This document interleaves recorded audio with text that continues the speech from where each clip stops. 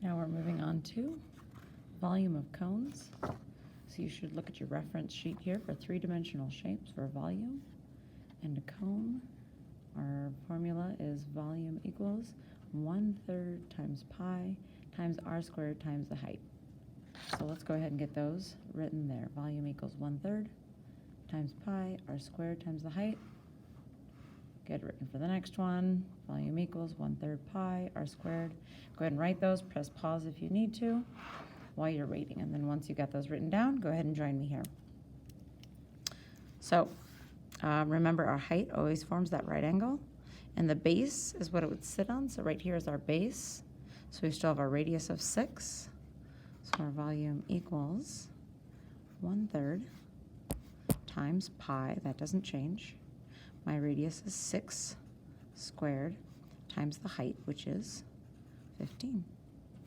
Now we keep 1/3.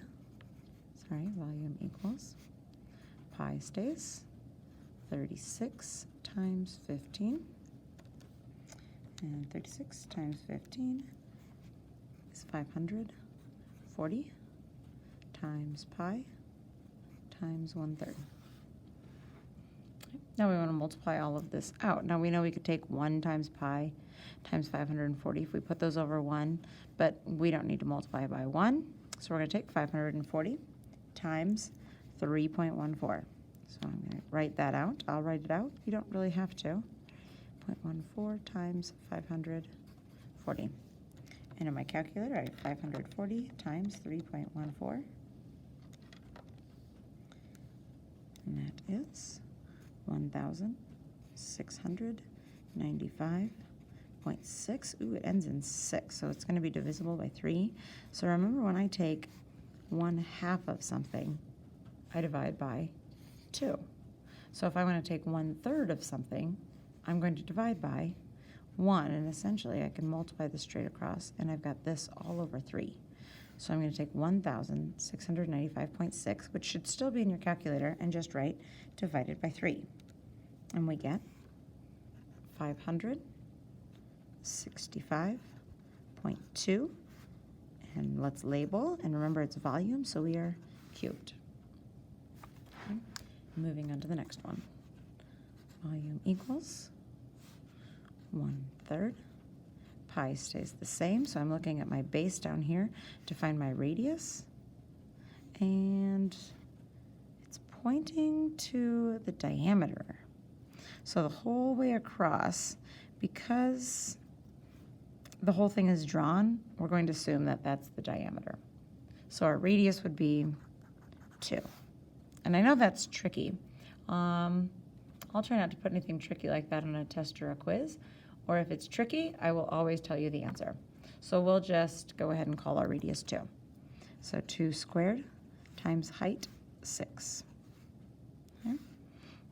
So I'm going to drop what I don't know, my volume, my 1/3, my pi, times 4, times 6.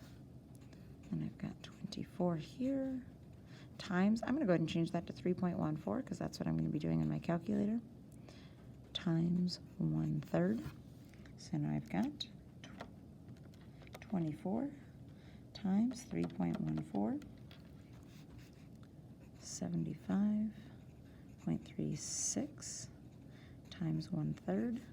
So I'm essentially just taking this divided by 3. So 75.36, because if I multiply these straight across, 1 times 75.36 is 75.36, and 3 times 1 is 3. And this is just a division problem.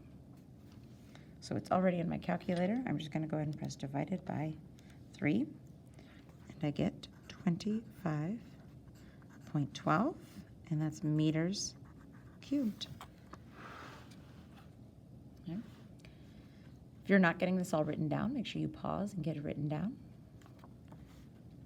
Volume equals 1/3 times pi times my radius here, so I'm always going to look at my base, remember, and my radius is 5, and my height is 13.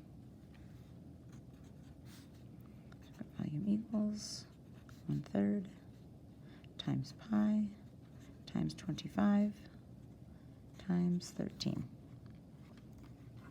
And 25 times 13 is 325 times pi times 1/3. And I'm going to go replace this with 3.14. So 325 times 3.14 is 1020.5. And I could even do this, divided by 3. And that's already in my calculator. So I have 340.16667. So let's think about our rounding.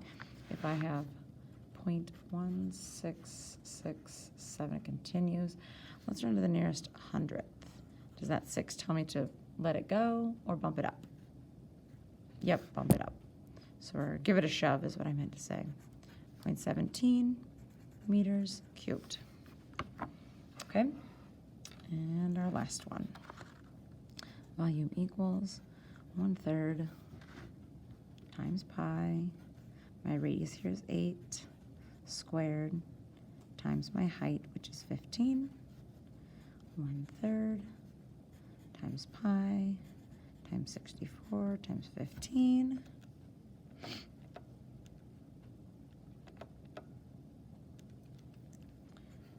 For 960, and I'm going to take that times 3.14 in my calculator